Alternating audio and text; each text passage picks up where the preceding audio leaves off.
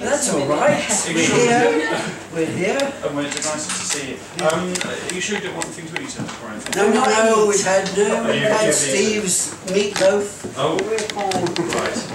You probably want us to turn this searchlight off at the moment, I think. Are you projecting? Oh yeah. Do you want to use my CD? Yes, very much, very much. That is just still pictures, there you are. Right. I've got the PowerPoint presentation as well. Yeah, Can you put that on first? Yes. Okay. Oh, this. Well, the thing is, we can only put DVDs into that because of the way that... Oh, you made some... Yeah. We have to show anything computery on a laptop through the projector. Yeah, but how can you all see it? Well, it's actually quite handsome. Oh, I see the projector. Oh, that's right. Yeah, absolutely. I'll get that set up.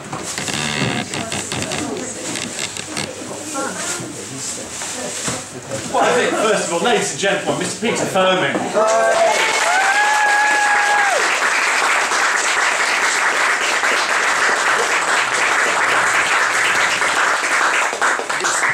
This is Mother Clangers' skeleton, the original Mother Clangers' skeleton. I've just come from Manchester because I went to Manchester to look at the studios where they're making the new Clangers, and we've been, it's been a terrible day because they've been going through every detail. What colour are their ears? Is it this bit of felt? Is it lots of the wool texture? And so many details. We've been trying to thrash out all these details. But this is they're making new skeletons up there, of course, very delicate ones. It's the factory that made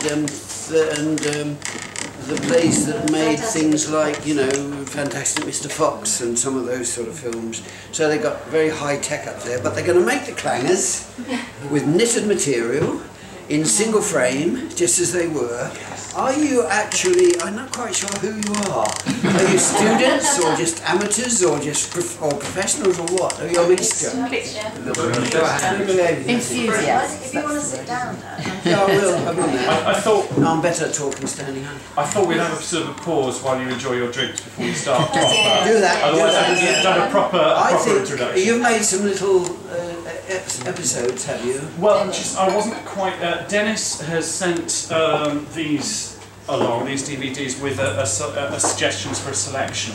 I just... I can just, if you've got my stills on there, and I can just talk generally about them, and they go, those stills I did are actually, I took pictures from the very first days when Oliver and I met. Let me just talk a bit first, okay? do you want to drink first? Do you want to sit down? I will in a minute. No, it's okay. Okay, Oliver Postgate and I met in Battersea because he was working as a floor manager for ITV when they had their studios at the bottom of Kingsway, Associated Rediffusion it was then, and he was doing gadgets for Dr. Bronowski's programs, science programs, and he was disgusted by the sort of children's programs they were showing, and they had this fantastic new process of animation, because it was all live, you see, we didn't have any of this technology, it was all live programs in the studio. You couldn't even record a program then. I'm talking about 1958, and they had got this fantastic new method of animation with magnets that a strange Irishman had invented, that you have, I mean, of course, live television, you've got to cut from shot to shot, so they had 3 tables with mirrors over them facing the cameras, and those pictures were on those tables, and they had 3 animators, and so that you went, you had your little magnet, and you put it under the table, and if you're mice, there were mice moved across the background, they moved them across, and if you got the polarity in the wrong way, the mouse jumped over it. And that sort of, it was a bit hazardous.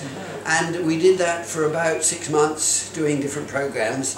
Oliver, meanwhile, so disgusted with this sort of difficult process, bought himself a 16mm camera, Bolex, and managed to convert it into a single frame animation thing, and made some films up in his house in Finchley, and I was still working for them. Excuse me, a bit hot, been walking.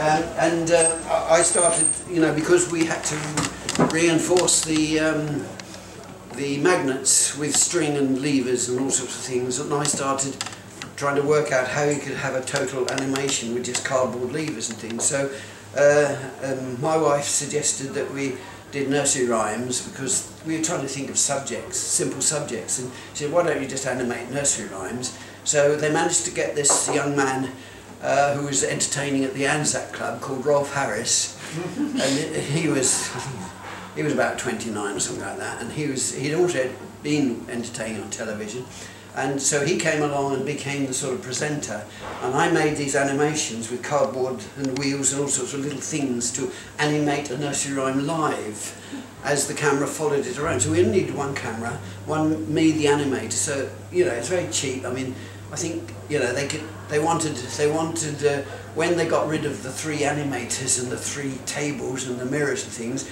they said, okay, we're quite happy to have a new program, but it mustn't cost more than sort of £35 each. That was what they had to offer.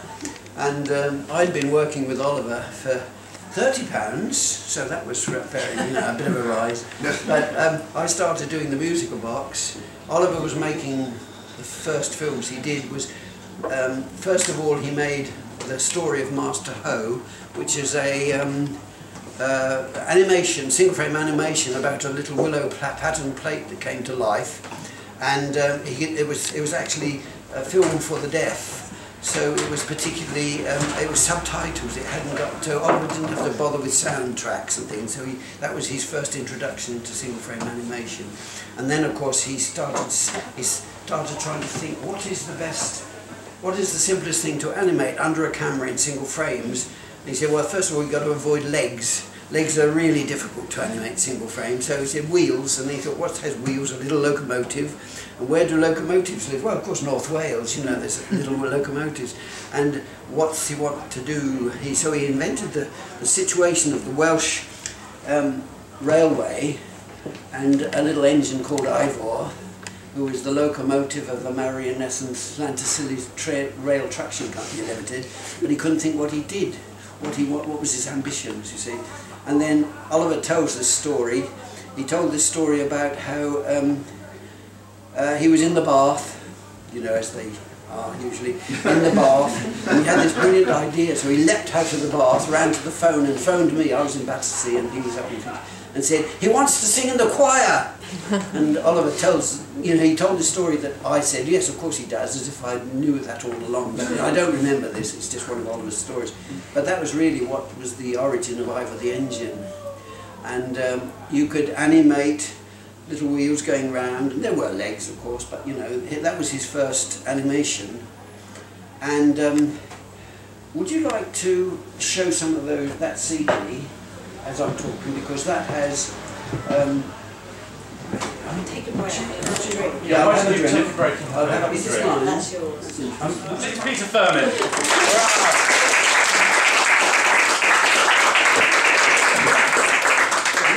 This first sequence is a PowerPoint presentation, I think they call it, which I had made up for another talk I did about Noggin, which is one of our series. In fact, the very first Noggin series was back in 1960, and it was one of those things that it was you know, when two people work together, quite often they can't stand anymore and want to do something on their own. And I wanted to do something on my own. Oliver was busy making Ivor the Engine films, as I talked about before.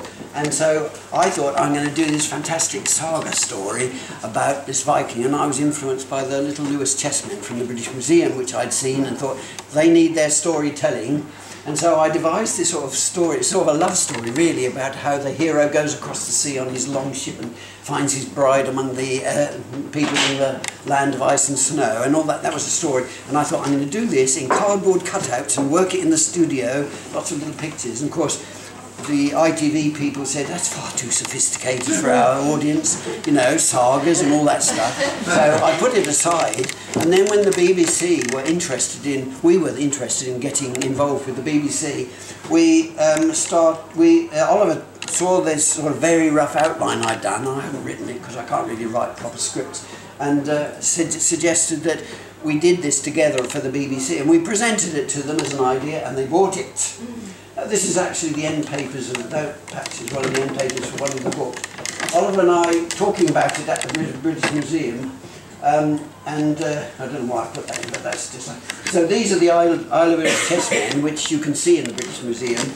And I looked at them and thought, you know, what's worrying her? That's the Queen. And what's old King Canute worried about? And in fact, she was very worried because old King Canute, when he went up onto the mountain for his morning walk to think about his worries, he was so worried that she was afraid something terrible might happen to him. In fact, he did, because he... And these are the other characters.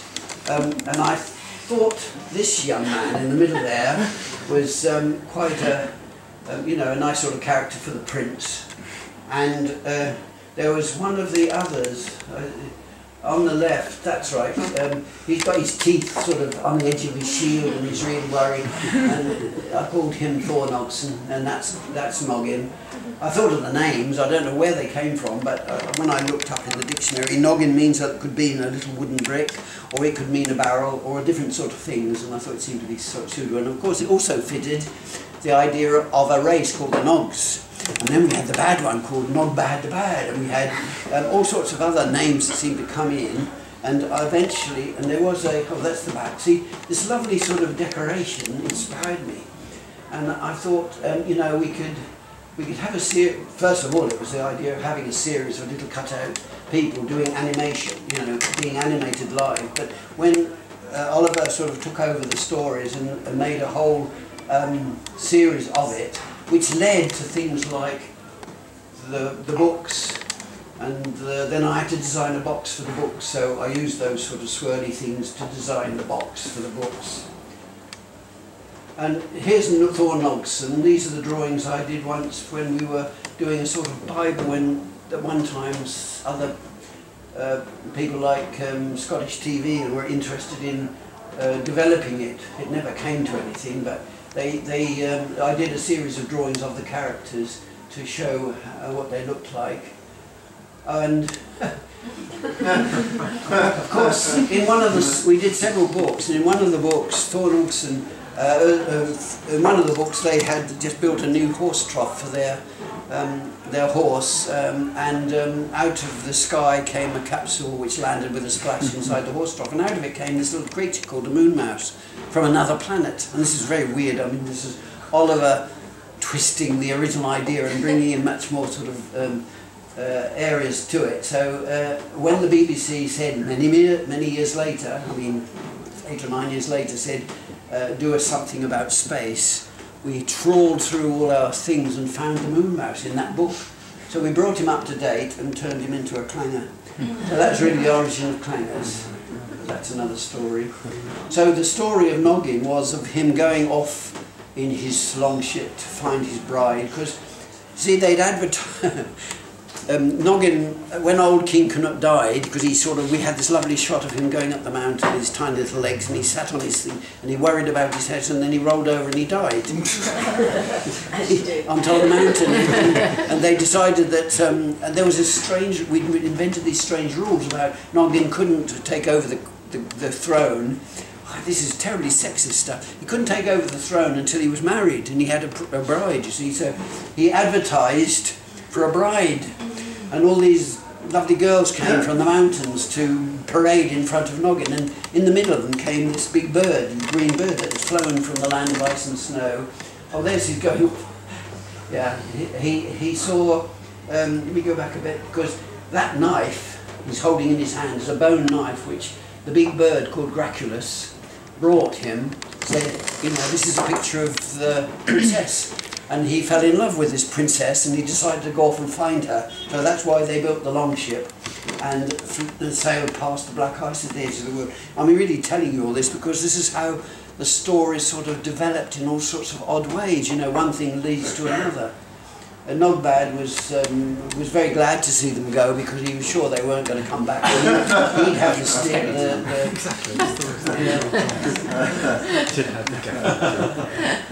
What's funny? My sister just said it looks like he's holding a can of Stella in his hand.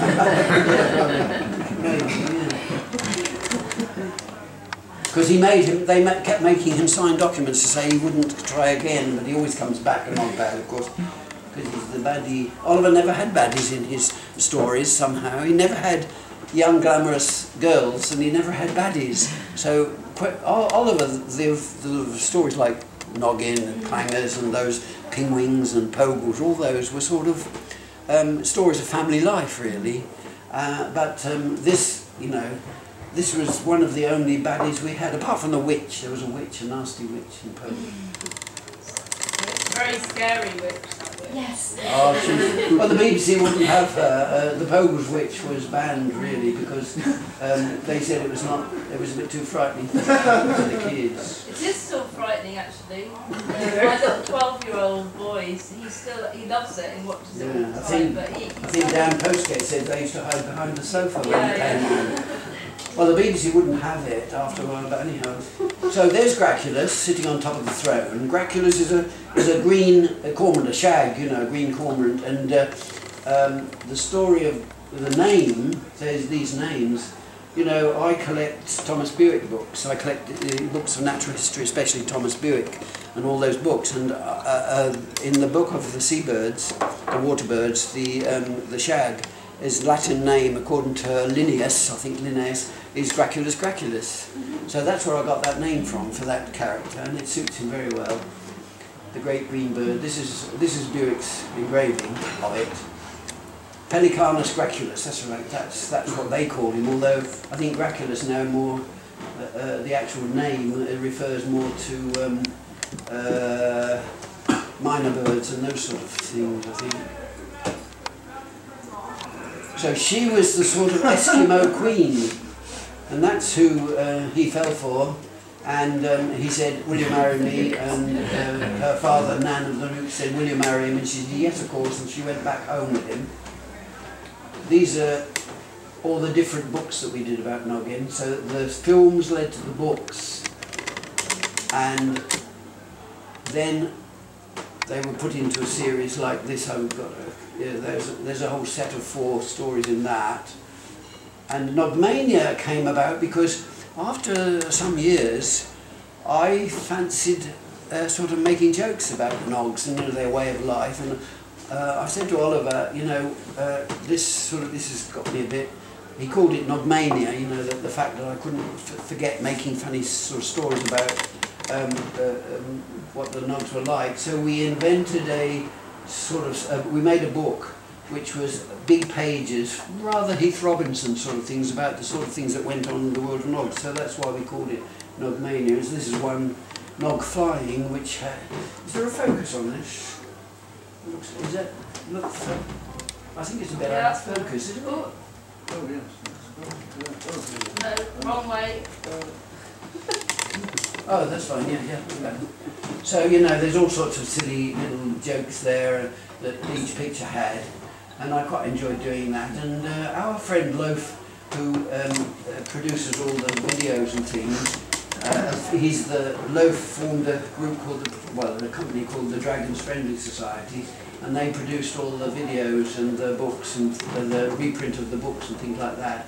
And he celebrated the 30th birthday of the Nogs by producing a really grand edition of that book.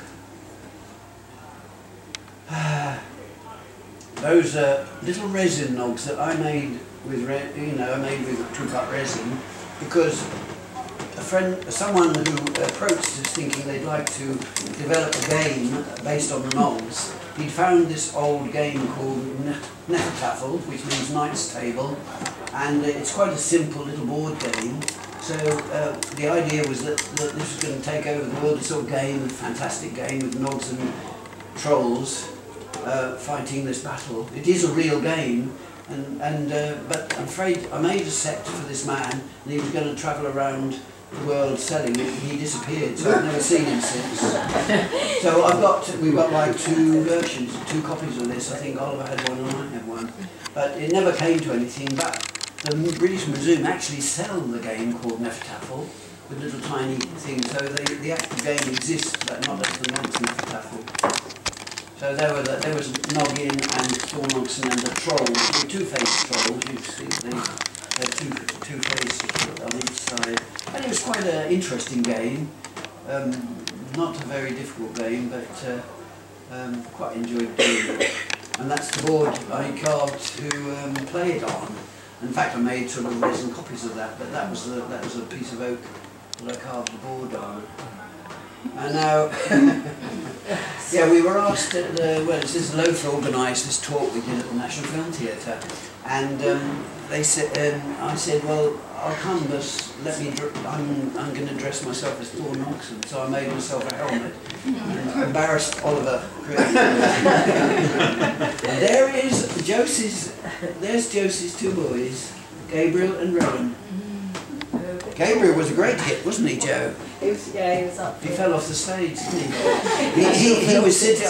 He came up. There was another thing we did about the Pogles, and Gabriel came on the stage. I said I had this little thing where I hid one of the characters in the audience. It was under Gabriel's seat, and I said, "Took these characters out of the wicker basket." There was Mr. and Mrs. Pogle, and then I said, "Where's Pippin? He's disappeared. Where is he? I think he must have gone among the audience." And I said, "Does anyone look under your seats, children, and see if you can find him under your seat?" And of course, Gabriel said, "There he is." So I said, "Oh, bring him up on the stage." So Gabriel came up on the stage, and he sat on this chair, and he shuffled the chair and fell over backwards onto the sort of cloth that covers the piano. And, you know, and everyone thought this was part of the joke. So Gabriel got up and took a bow. And everyone cheered him. Yeah, let's go on. What's this? Oh, this is... Then, you see, Oliver and I were invited up to York to open the Jorvik Festival. Because we're amazed by this, because we always thought we'd been... First of all, we'd insulted the chessmen in the British Museum by making them into cartoon characters, and then we thought, well, you know, this, you know, real Vikings. We're just sort of making fun of it all. But they invited us up to do a film show, and they asked us to open the festival. So I said, okay, as long as I come, as long as you allow Thor Noxon to open it, not me. So I opened it, and then we were surrounded by these kids who produced their own saga, and they performed this, but they all met in this square, and we released a great cloud of balloons to open the festival, and then I leapt off the stage and led these kids up through the streets, and they all followed me like an army. It was great, it was good fun. Anyhow. And that's one of the stories in the book.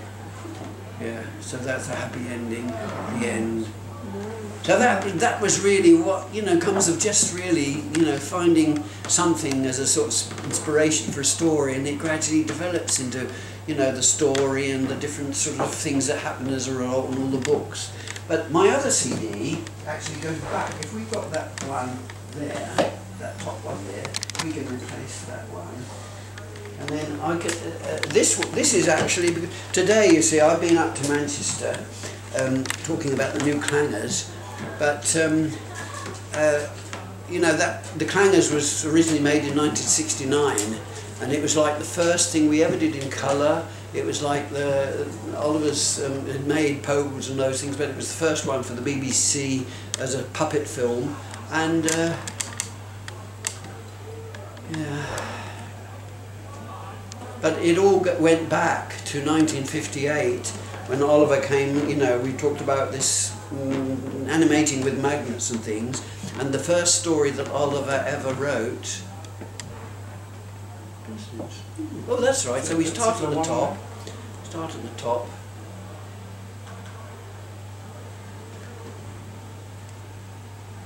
So Alexander, these were not Oliver's drawings, but these were inspired by Oliver's drawings, because Oliver always had very clear ideas of the characters that he'd written about. So rather than me trying to make little cartoon mice, Oliver said, this is what Alexander looks like and this is what the mice look like. So this was actually a project for a book, which never happened, but these were basically the only drawings that exist about Alexander the Mouse.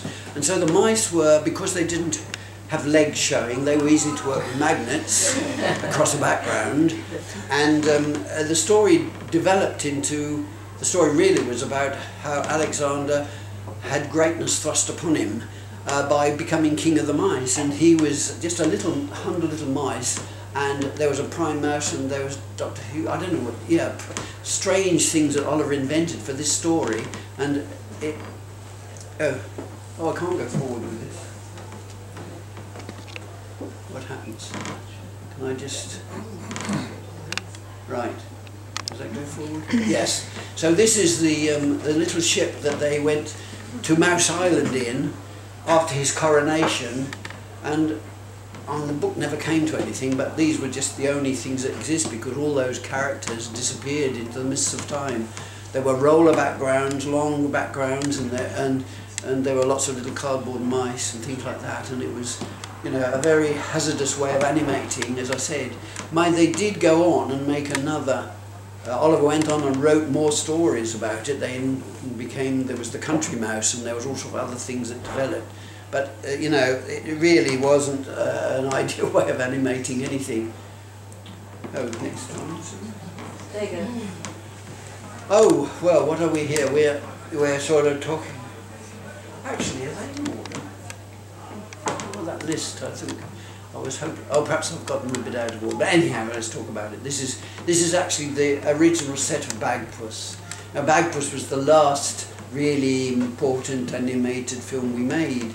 And I was talking about with Noggin how the ideas come. Well, the thing about Bagpuss was he was a character, a cat with visible thoughts that I had in my head. And again, this is one that, you know, our ideas came from all sorts of places. Mostly Oliver came up with the stories, but occasionally ideas, you know, came to either one of us. And Bagpuss was in my head as a cat, and I didn't know quite what he would do, because I just thought of him as a sort of a cat who entertained children with visible thoughts. But Oliver said, well, you know, let's use this, and you know, the BBC would probably, you know, like this story, and he then developed it and started deciding, so where do cats live? Cats live in shop windows, they sleep in shop windows. This was like, you know, going back to sort of Edwardian days and things like that. So you know, what can happen in there? So it can be a toy shop, and we don't want to sell anything, so what will happen? It will be a sort of doll's hospital, so we'll mend things. And who should be in charge of the shop? Well, we don't want any adults in there, so it'll be a child. And Emily, our youngest daughter, Emily, was 7 at the time. And he said, well, there you are, there's Emily. And of course she became Emily in the titles of the films, and that's a picture of her there in the frame. She's now a papier-mâché artist and does a lot of pottery and papier-mâché stuff. But she was a 7-year-old girl, and my wife made her a little dress. Oh, I can't. Next one, yeah, that's good. Oh, Pogles. I thought I'd put these in order, but they obviously come. There was a list, wasn't there? It's a bit odd talking backwards and forwards about different things. There we are. Oh no, I don't know what that means.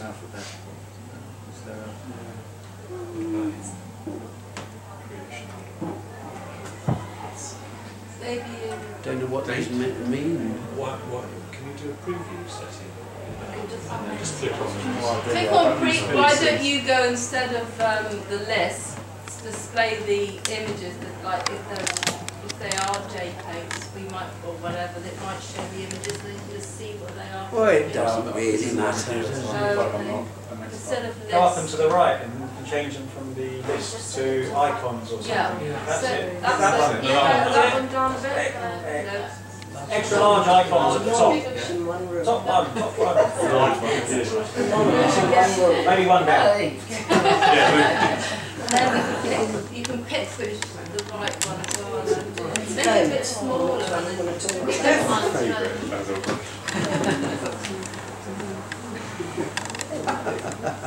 All over the place, aren't they? I think we'll go back to what we were doing before. It's easier, I can jump. You'll have to jump from one side to the other. Yeah. Pick a bit. Sorry. This one at the bottom, below Emily. It's amazing. It's actually a Clanger.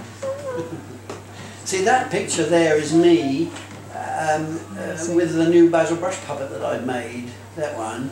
And they asked me, ITV, we did lots of different sort of small-time programs which involved puppets or storyboard, different things. And they said to me they wanted some new puppets. And Howard Williams had this idea of an out-of-work circus act. And it would involve 2 puppets and a human. and they said, we want 2 tiger cubs. And I said, you can't have tiger cubs as glove puppets, they're too big, you know, they wouldn't be right at the time. So we had all, being a bit bolshy, we had already had this idea of doing, Wally Whiten and I had this idea of doing a program with hedgehogs, little, you know, hedgehogs. And I said, what about a fox and a hedgehog? And they said, fine, okay, go away and make it. And in those days you could do that, you know, they didn't have great committees. They said, okay, go away and make it. So I made the fox based on Terry Thomas with his teeth and his and presented him with that. And the little hedgehog was a Scottish hedgehog, which was Wally Whiten's idea of having a little rather feisty little Scottish hedgehog that was a bit always wanting a fight.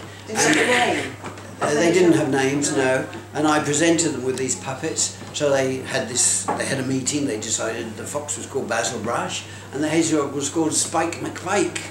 And so they had this program called The Three Scampies, where they were looking for a job, and it went on ITV for like 6 weeks at a time. I think they paid me £6 per program for that, because they didn't have enough money to pay me to make the puppets, so they said, we'll rent him from you. So they rented him for £6 a week, sort of thing. And it went on, and it went on, and every year they do another series. And then, of course, it came to an end, and Ivan said to me, Ivan Owen, who was the brilliant animator of that, said to me, because I put Basil ended up in my bottom drawer, he was resting, as they say, you know, he didn't have a job. And Ivan said, I'm going to try him at the BBC. David Nixon wants a puppet for his magic programme, and I'm going to take Basil along and see if he'll have it. Of course, it worked. It was brilliant. And then Basil got his own show. So on the BBC, those early Basil Brush shows, which were various Rodney Bewes and Mr. Oh, I can't remember the different names. Someone North. Yeah, Roy North and yeah, all sorts of different people. And you know, it was a great success. Basil had a fine sort of smart character, and I was still getting my rent. So I still got my rent. And then of course that came to an end. Ivan was very ill and couldn't. No, actually, first of all, Ivan decided that he was being just hired as a voice. Whereas I was being asked by Bill Cotton at the BBC, can we renew our contract for another 2 years? And me being very lazy, I said, yeah, of course, okay. And they raised, you know, I got a little more for the rent. And then in the end, Ivan wanted to take over the actual production of this thing and decided to, it's a bit political this, but he decided that he would like to have more control. So I let Ivan, you know, organise it. And he claimed he wanted to get a better spot on television. Rather than the children's programme, he wanted a late night. Because he was actually getting quite a lot of interesting comedians and acts in his programme. And it was really successful, but he felt it deserved a later time. And the BBC said, no, not really. And Ivan stood out. And in the end, Basil sort of left the BBC, unfortunately. So he was sort of put out in the cold. He did try the ITV for a bit, and then eventually sort of ended up again sort of resting, but then it was taken over, the rights were bought by Bill Haslam, who tried to invent a new series for him, didn't succeed, sold the rights to entertainment rights, they sold them to Classic Media, you know, and they made these programmes, the well-known Basil Brush programmes now, in which they made a new puppet. I mean, that puppet is actually with Christine Owen, Ivan's daughter. It's sort of a very old and tatty old puppet now, but they made new puppets. And he's a bit different, and I don't think he's sharp, but you know, it was quite a job, and people seem to like him quite a lot. But that was the history of Basil Brush.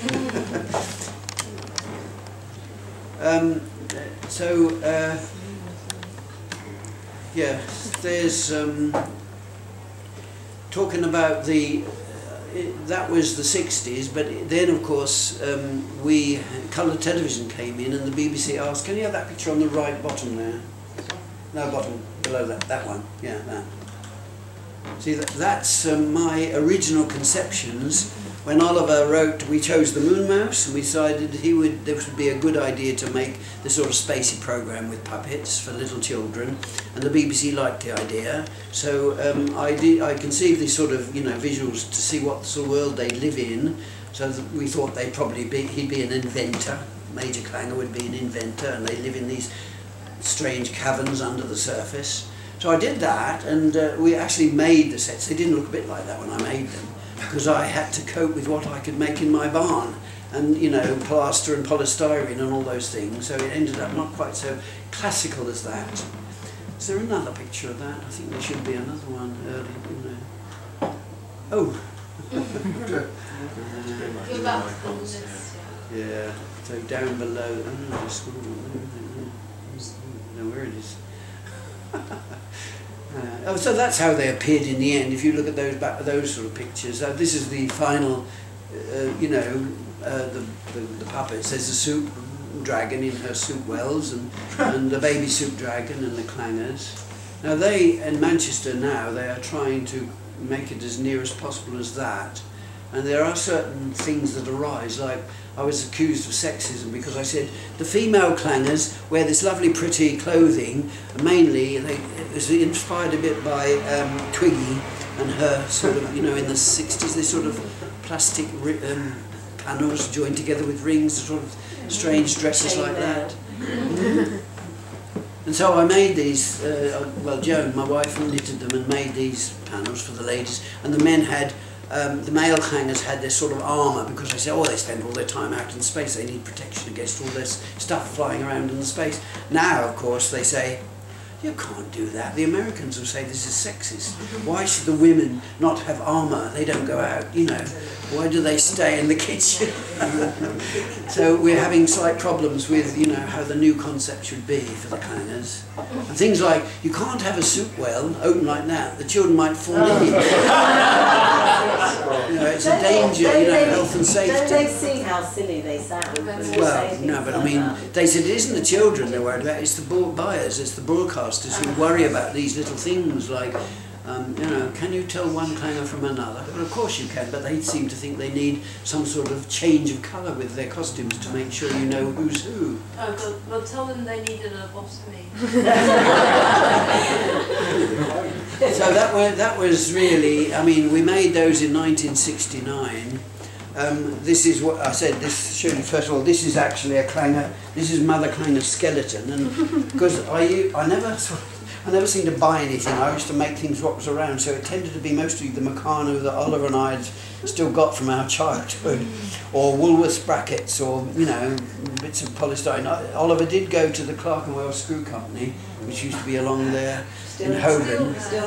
Still there, and he bought like a gross of brass balls, these little brass balls which have threads inside them and threaded rod, and all the joints, and I've still got a box full of these little brass balls, all the joints are made of the same system. They're bits of Meccano, they move on the brass balls, and they've got bolts and nuts very close to that to tighten up.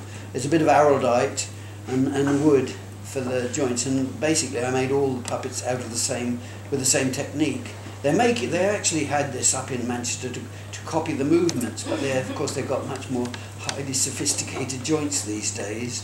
They were all right. I mean, they've got holes in their feet because the surface of the moon, all that was made of a mixture of polystyrene balls, the little tiny polystyrene balls that went into the moulds when they made polystyrene things. We used to go to a place near us in Kent who actually made polystyrene shapes, and they sold us a sack of these polystyrene balls of different colours, and so I mixed it in a bath with plaster and stuck in thistle plaster, and made this sort of lovely Christmas pudding mixture, and I modelled all that out of that, and you can actually put a pin in that. You know, you can actually get Oliver used really old-fashioned tin tacks that went through their feet to hold them in position while he did the next movement, and these joints had to be strong enough to stay in one position until they moved the next one, so it was all single frame.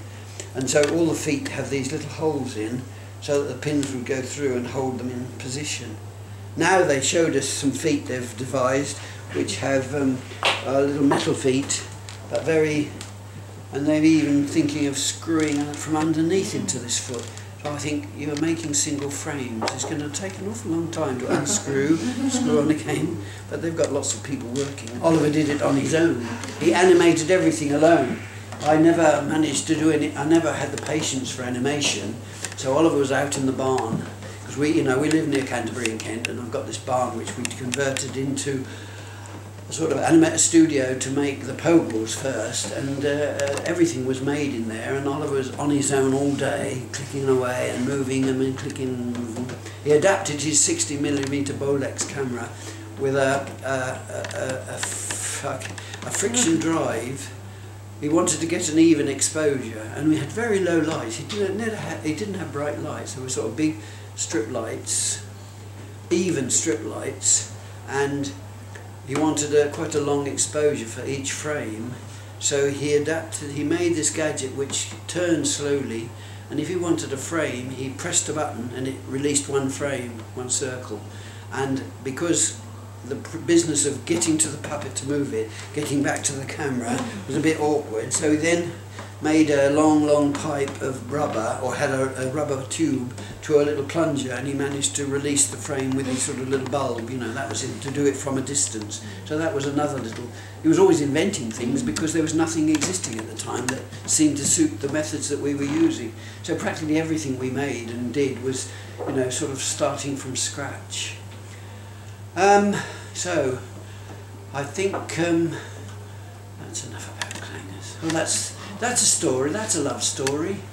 That's a Gladstone bag landed on their planet, and it was very lonely. It opened up, and out of it came these lovely notes.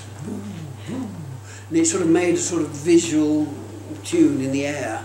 And the Clangers were very worried about this Gladstone bag because it obviously was very, needed a friend, and they went, I can't remember exactly, but I think they went fishing in their music boat, and they fished the ladybag there, which is a little decorative sort of silvery ladybag. They've managed to bring this down, or the froglets brought it down. I can't remember half these stories, it's a long time ago, but I know that that is the end of that film, where the Gladstone bag and the ladybag go off into space hand in hand. And they're covered in flowers and hearts and flowers. It's a rather romantic story, really. A happy ending. We like happy endings. There's the music tree on the left. Of course, the music tree grew from a seed, or a music note, and it grew and it developed notes like fruit on it. And then Tiny Clanger was able to pick these notes off, and she made a tune by sticking them to... Oh, I can't remember half the stories. Very complicated. I know that she ended up making a little... she made bar lines on a chalk cliff and put the notes on and made a little tune out of it, which was swallowed by the dragon, actually. The dragon ate the music notes. What else have we got here? Pogles. Let's look at...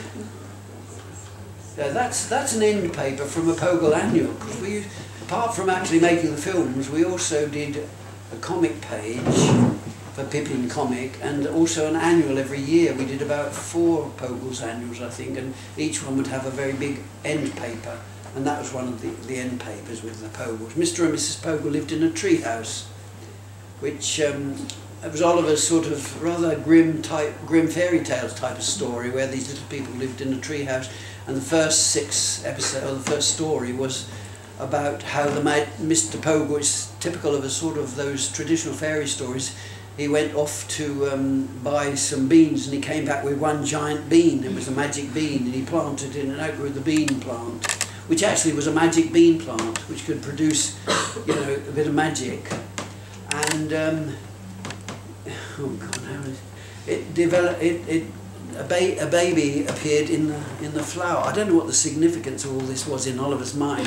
A little baby, and it was the baby of the Prince of the Fairies, and they had to look after it. But the witch wanted it, and the witch kept coming along in different forms. Like she came knocking at the door, and they let her in, and she tried to steal the baby, and they got rid of her that time. Then a boot came along. That was the frightening thing. An old boot came thumping down there and banged on the door, and they opened the door, and there was this boot, and it was the witch. Oh, that was terrible stuff. The BBC said, you can't have this, it's too frightening. The kids, we like the Pogles, but we don't like the witch. So Oliver wrote a whole series of stories about, the Pogles, where the little boy grew up into Pippin, and there was a pet called Tog, a little striped creature. Have you got, I think there's another picture of, there's Pippin and Tog, That's my goat. Yeah. We used everything. It was like it became a sort of magazine of country life in a way. So we had the Pogles. It was a midday program. We had the Pogles sort of looking at going to see the blacksmith shoeing a horse, going to see the man ploughing the field, or seeing the goat in her, all that sort of thing. So we had goats, and we had our neighbours had a pony, and that sort of thing. So we tended to use whatever was around, and that was all. They were all animated in single frame where we could, but of course there was a lot of live filming because we were using live animals. It was all. It's actually the Pogles is a bit like part of our family life, isn't it? You guys all in. What? We're all in it in different bits. Yeah, all the girls. See, Josie's one of 6 girls, so they were all involved. We roped them in to play parts in the stories. Let's see what else we've got on that, amazingly. So, that's the original Basil, yes. That bottom right hand is me mending Basil. I called myself his dentist and tailor. He used to have problems with his teeth coming loose, or I'd have to make him a new clothes. So that's me. Tail. He had a few new tails. Yeah. Roadkill. Yeah, that's right. Yeah, a friend of ours, or you may have heard of Babette Cole, the illustrator. She does children's books. Well, she first worked with us on some of the things, and she had a boyfriend called Ferret who came along one day, and he said, "I found this for you," and he brought along a fox that he picked up off the road. He said, "I thought you might like the tail because I needed to make a second Basil for other purposes." So I took it to the local tannery in Canterbury, Williamson's famous antique tannery, and I said, "Can you tan this fox's brush for me?" So they stripped out the bone, they tanned it and made it into it was a really lovely brush, and so that became the brush of Basil Brush's understudy, because we had a spare. I still got the spare one. The old original one is so tatty and full of grease and talcum powder because it had been used so much that I gave that to Ivor and said, you can have this, it's all part of your family, and I've got the understudy, Basil. What else we got?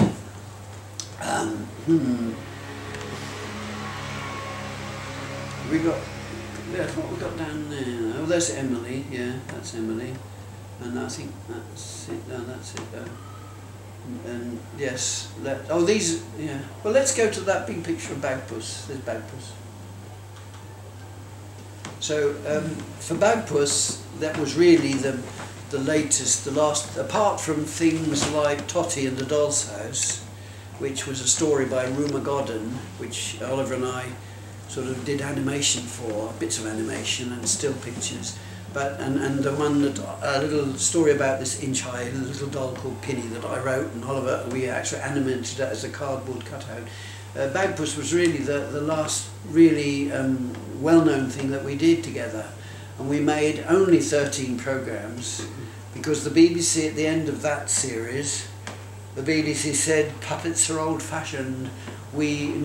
Children really want to have real people, not puppets, and so they tended to go in for things like play school with actors larking around in the studio and pretending to be children and making fools of themselves, whereas the puppets were a bit pushed aside then, so they didn't want any more Bagpusses. But those 13 Bagpuss programs seem to have lasted very well, and they did this program recently which Dan, Postgate and Emily and I was interviewed for Channel 5, the best children programs ever. And don't think that those choices were voted for. It was Channel 5 that decided who'd be first, second and third. Apparently they used YouTube or something to get their things. But Bagpuss was called number 3 there. And when you think that we only ever made the 13 programmes with stories, it's quite amazing that he's lasted so well. Bagpuss was the cat with the visible thoughts. He was a marmalade cat in my drawings, and when with the BBC, we did some. In those days, you could go to the aunties at the BBC with a few sketches and a script, and they'd say, "Go ahead and make it, darling." And Oliver would be, we'd start making it. There was no sort of. Occasionally we made a pilot, but generally it was like we were trusted to make the film. So I ordered some stripy material. I couldn't buy the right sort of soft stripes from any source, so I found a company in Folkestone that could dye me some material, and I said I want this big bit of marmalade cap material with sort of 1.5 inch wide stripes. And the poor man, Mr. Bogier, he was called, because he's written to me since, claimed the rights. Not really, claimed the fact that it was his mistake that led to the pink stripes. Because he came back, he came up from, you know, having produced the material, he said, I'm afraid there's been a bit of a mistake in the material. He said, we did try to get this orange, but I'm afraid it turned out pink, and he brought this 2 square or 4 square metres of furry material with pink and cream stripes. So I thought, you know, this is meant to be, you know, I would never have thought of that myself. So Bagpuss is the only pink striped cat in the world because of that mistake that Mr. Bogier made. But it was the best thing ever, really, for us. Anyhow, he was the main character, and then we had to think of other characters to go with him. And again, like I said before, these characters come from all over the place. Very rarely do we create anything from original. They usually pinch from something else. So Gabriel is a toad, a real toad. When Joan and I lived first in Twickenham, when we were first married, we lived in Twickenham at Riverside in a basement flat, and it was a very low. In fact, it was so low from the, you know, the river level of the Thames that our bath and loo were up on little pedestals in case the river rose and then we'd be flooded. So, but in the front of this flat was a little area with a little garden, a tiny little bit of garden, and a toad came to live in that garden, a real toad. We loved this little toad. He used to sit in there and catch flies, whatever they do. And I said, he looks like Walter Gabriel in the Archies. You know, that's what I imagine Walter Gabriel might look like, this rather strange toad. So we called him Gabriel. And then when Wally and I were doing the musical box, which was my animated nursery rhyme, and we wanted to go a bit further and make puppets, I made a little Gabriel puppet that sang and played his banjo, and Wally would sing the song and it would speed it up for the voice of that. So that was his first, you know, his first appearance on television. And then when we were trying to think of the characters for Bagpuss, Oliver said, what about Gabriel? Because he was there, so I made him again slightly different. It's a bit bigger, that one, but he's worked from underneath with levers and strings and things. It's the only thing in the Bagpuss films that's actually recorded live, because animating songs single frame is quite tricky. So Oliver played the tape and I animated him live to the tape, and then, you know, it was inserted into the film, so there's a slightly different feel to that bit of animation. So that's Gabriel. Oliver came up with this crazy idea, which I thought was a bit corny. He said, we're going to have a mouse organ. I said, what do you mean a mouse organ? No, a mouse organ. He said, you know, an organ that plays music and it has pictures on it and it will be inhabited by mice. So I made the mouse organ with, you know, little things, these little tubes for the music, like an organ, and a little panel at the front that showed pictures. And that was, then the mice were able to choose a music roll. These music rolls were like perforated computer paper. The sort of old-fashioned computers had these long strips of paper with holes in. And we were walking in the woods opposite our house, and suddenly I saw all these amazing bits of paper hanging in the trees, and there were these pieces of paper with little holes in. And I thought, the tree, it's a bit like the spaghetti trees, you know. These trees were growing paper, and it was just what I wanted for this. And it turned out that the University of Kent had just had a paper chase, and they'd used these computer rolls to leave the paper in the trees for the paper chase. So I pitched all these, and I used them on the rolls for the music, I wrapped them around this, and it looked quite efficient, like a proper little, you know, computer thing. So that was the mouse organ, and I made the 6 mice. And Josie, did you? I dressed some of them. You dressed some of them, and Hannah dressed some, I think. Anyhow, I was getting my girls to work for a bag of sweets. And there was another character who we wanted, a character who knew everything, a sort of character that would be the fount of all knowledge, who would look after the books, perhaps in the bookshelf. And we thought of, we'd been to, Joan and I had been on holiday to Ireland, and we bought some little souvenirs of bog oak. This is a little black oak they carve, and it's called bog oak. You know, sort of they dig up out of the bogs, and it's really black wood. And I thought it'd be rather nice to carve. And I made this, I did this drawing of this character called Professor Bogwood, and he was rather a little old, sort of crabby old creature with an umbrella and a top hat. And we showed it to the BBC. We said, this is the character that's going to be the fount of all knowledge, the one that runs. They said, no, no, no, he's too frightening. We can't show that. We stick to animals and birds. So then we came up with this idea, so we thought, well, the best thing for a bookend would be a woodpecker, because he eats wood, he pecks wood. So that was the result of that character there, Professor Yaffle. And of course Yaffle is the common name for the green woodpecker, that's where that name came from, so that's Professor Yaffle. And he's just made of, I was going to paint him green, and then I made all the little feathers overlapping out of plywood, and I ran the Black & Decker over it, and suddenly all the grain came out in lovely shape, so I just varnished it and left it as wood. It was good, it was a good result there, the character there. So that's the whole story of Bagpuss, really, and then we had to fill 15 minutes every time, and so we used a selection of stories and songs and poems and various things to do, and some of them I illustrated. Charlotte did some puppets. She made the leprechaun. There was a story about a leprechaun that lived under a bucket and played the violin. Charlotte made that puppet for me. But I was a bit busy at the time. We were doing annuals and books and comics and things like that. And so I was getting the girls to do as much as I could, Did I ever pay you? I've since. So what else have we got there? That funny picture. Animation wakes up Toyland. Now that was the TV Times in 1959 when we'd first started doing the musical box. Billy Whistle was the first puppet I ever made, and they said we need a little puppet, and so I thought a glove puppet. So I bought a glove and built a puppet on it, and I called him Billy Whistle. He played a little concertina, and of course Rolf Harris used to play the accordion, and he played the high notes for Billy Whistle, so the introduction was sort of played with a little puppet doing that. And they thought this was, this is a little article in TV Times about, the new programmes on ITV. Let's get rid of that quickly, age 29 or something. And on the right, that one, yeah, let's have a look at that. That's a selection of puppets we've made.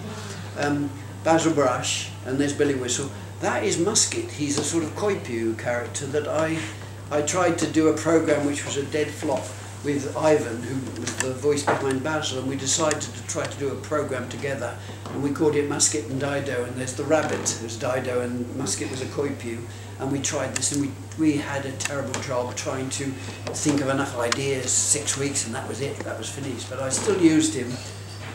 The only time I've ever used Musket since is when we had decimalisation, was in 1970, and the BBC said we're trying to think, we want a puppet to explain to children about decimalisation.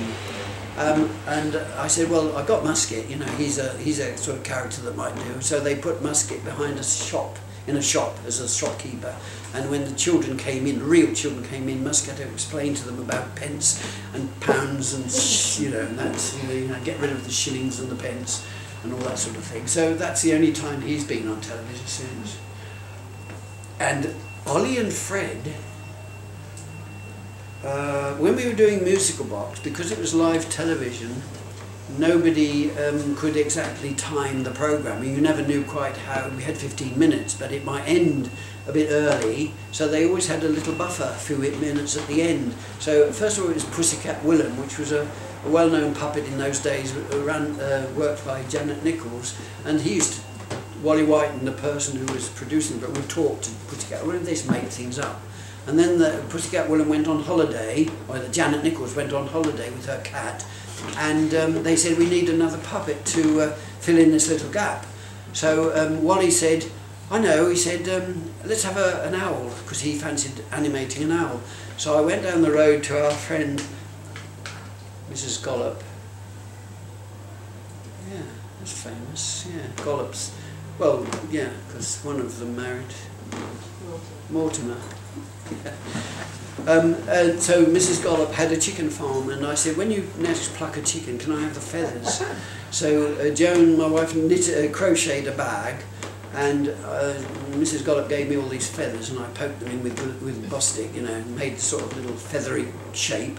And I used a wooden clothes peg, which I shaped into a beak, and you could put your hand inside and the clothes peg would open and shut. So that was his beak.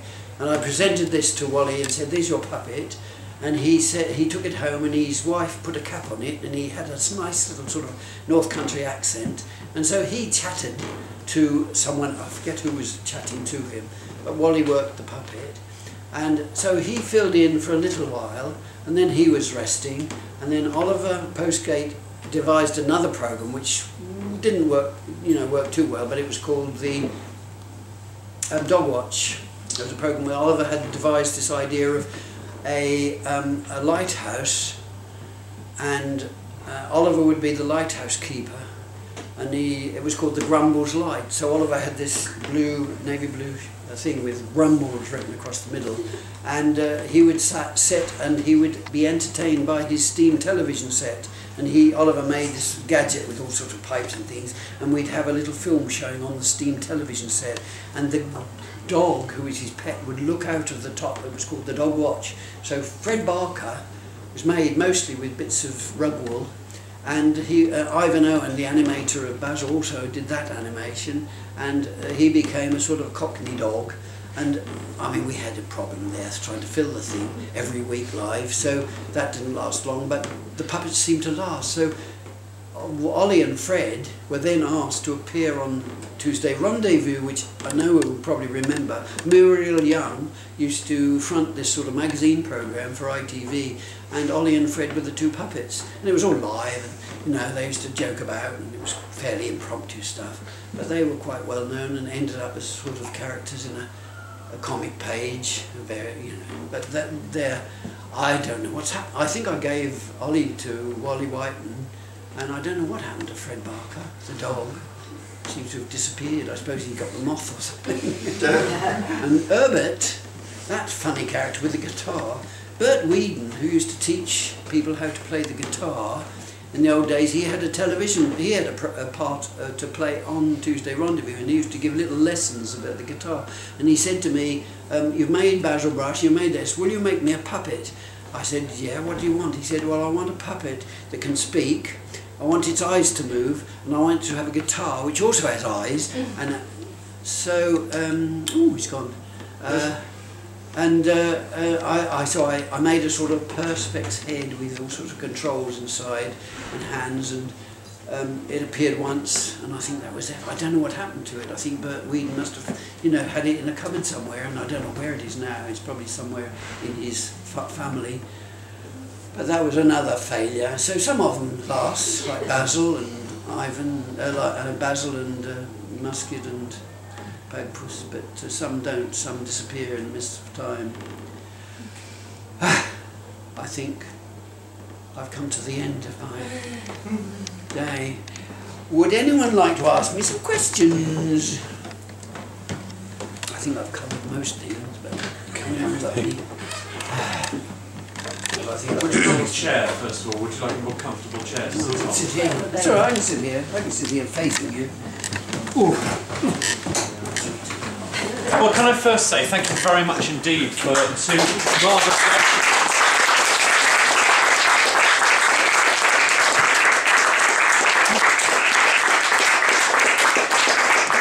Well, a bit disjointed perhaps, because I've been on the train all day and dealing with those people in Manchester, so I wasn't quite with it, but still, if there's anything.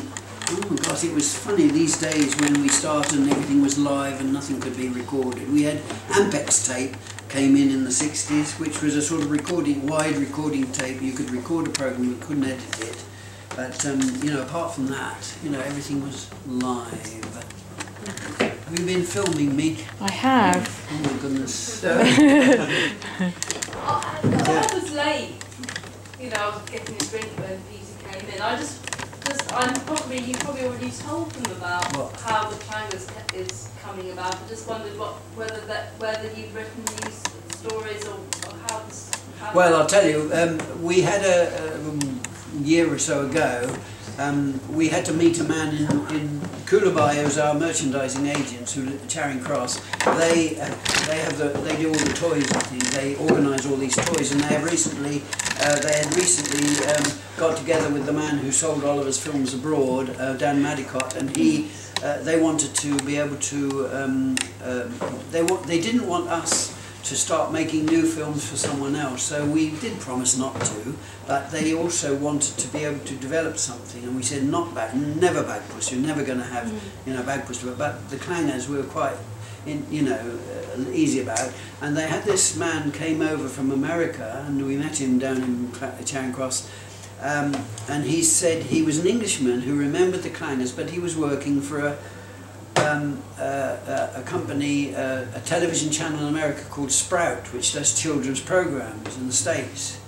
And he had persuaded them, he'd shown them some of the early Clanger films, and they were very interested in, perhaps developing it. And they wanted, they wanted to know what we thought about that. So we had this arrangement with them, and they had promised to put in some money to that, and then the company started looking around to see if anyone else was interested, and eventually they got CBeebies to be, so the BBC also came on board, and so I mean all this story that came into the papers that BBC pay $5 million for was rubbish, because the BBC I think put in $1 million and Sprout put in another $1 million, so I don't know where the rest of the money's come from, but at the moment, so okay, we agreed to do it. Then we had meetings about scripts and how they were done. They insisted, or we insisted, but they agreed very much that the Clangers had that sort of quality of handmade animation that should be retained, never CGI, never computer generated stuff at all,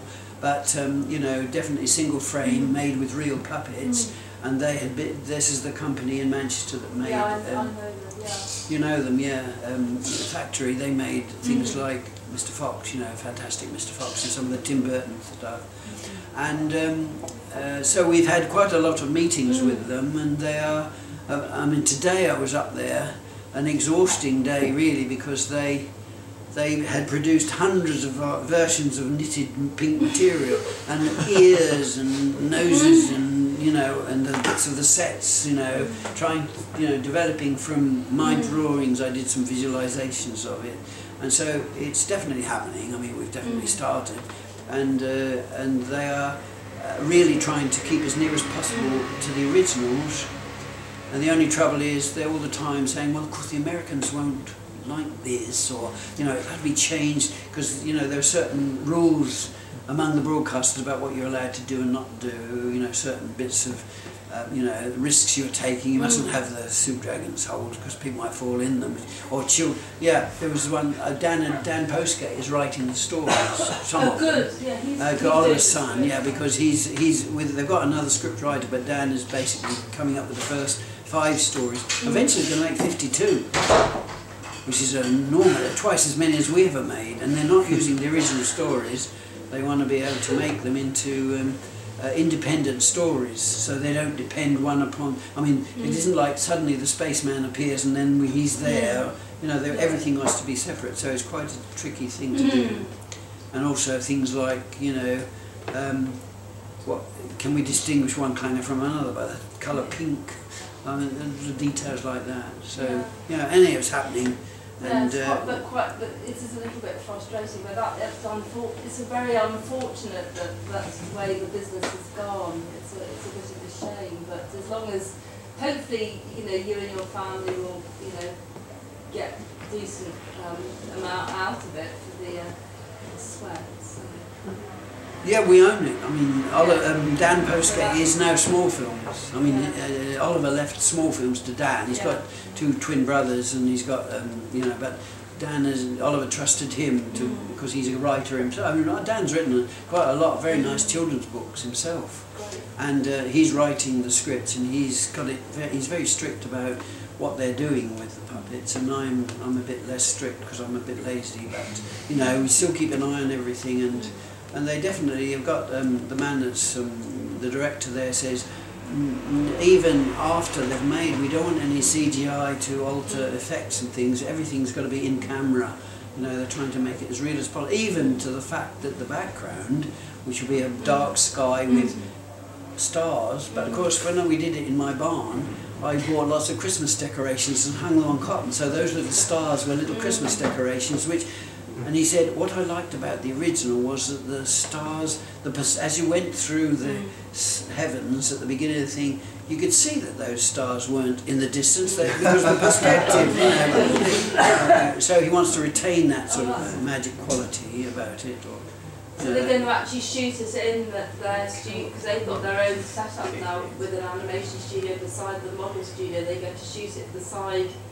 In Manchester, where the model makers are, they get to use their animation studio. Oh yes, it's being the model makers are what are they called? McKenna's and Saunders or whatever. Saunders, that's right, McKenna and Saunders. Yeah, they're making the puppets, and Factory is the company that's making the film and the sets. It's going to be made up there. Yes. What about sound? What are they doing for sound? Yeah, I'm not sure about that. It's gonna They haven't actually made up their mind about who's going to narrate, because the original Clangers was made. Oliver always wanted to make a film with sound and effects and no narration. He'd had enough of using words. He wanted this sort of thing, and the BBC looked at the first pilot and says, "What's happening, darling? We don't understand what's going on. The children won't know, whistles, So Oliver added the narration afterwards, telling, it's sort of, there's this sort of God looking down on the planet telling you what's going on, sort of thing. So, that's how it eventually happened. When Oliver and I went to Germany, there was a puppet festival in Germany, and we were invited over. And Oliver had taken over a Clangers film with no soundtrack, with no narration, just the sound and effects. And he said the BBC were a bit confused about what was going on, and they said, "Oh no, those puppets are speaking perfect German." So, everyone translates the whistles in their own way, and it worked quite well. But so the question is, are you? Dan is going to write a sort of narration, but is it going to be quite the same as the narrator sort of commenting on what is actually happening? Or is it going to be, leading the action? But that's a lot of things have still got to be decided. But the Swanee whistle is such a sort of inspiration. Yeah. I don't know. Do people know what a Swanee whistle is? Peter, I don't like it. You don't like it? It's so sad. I think I find the Swanee, the Clangers conversation is so sad. I think they've been, I don't find it very upbeat. But that's, that's my opinion. I think that it was just such a big thing, when I was a kid. Yeah. I remember that the best ever feeling on the Sunday was just my mum would get toast, and we'd have some anchovies on toast. We'd have to get it just in time for the Clangers. Me and my mum and dad, it was the best experience in the whole world. What are they going to do this week? And you'd have all this weird stuff going on in the soup kitchen. It was really the scent. I just can't separate the Clangers from anchovies on toast. Amazing. That's almost a story, isn't it? Anchovies on toast land on the planet. But actually, the stories, there's no real logic to any of this. And yet today they were talking about, have we got night and day? Because in America, if they have a program showing in the morning, they don't want a program which is set in the night. This tiny clanger gets up in the morning. Is it morning or is it night? And we didn't ever think of this because there was just a big background, and Oliver filmed it with the lights. But they talking about varying the lighting a bit for day and night, so we have a sort of sequence in the day. I told them that it's a small planet. It turns twice as fast as the Earth, so there's only 6 hours in the day, so their clock has 6 hours on it. And these are sort of logics, the logic. What is the music boat? What power does that? It's just a boat with notes, and as the rising scale takes it up. And those sort of imaginative, they're not really logical, but those imaginative things.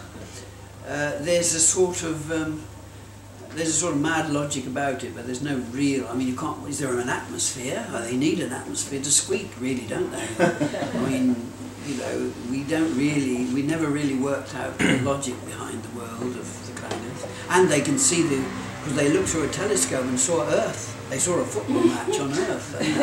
I mean, they haven't irradiated them because the iron chicken sits on the nest in outer space. You know what the iron chicken is? In those days, that was the sort of first man was on the moon for the first time. Oliver and I sat up to see if they would successfully land on the moon, because we'd made the first series and we knew that if there was a disaster on the moon, they would never show the Clangers because we'd got that.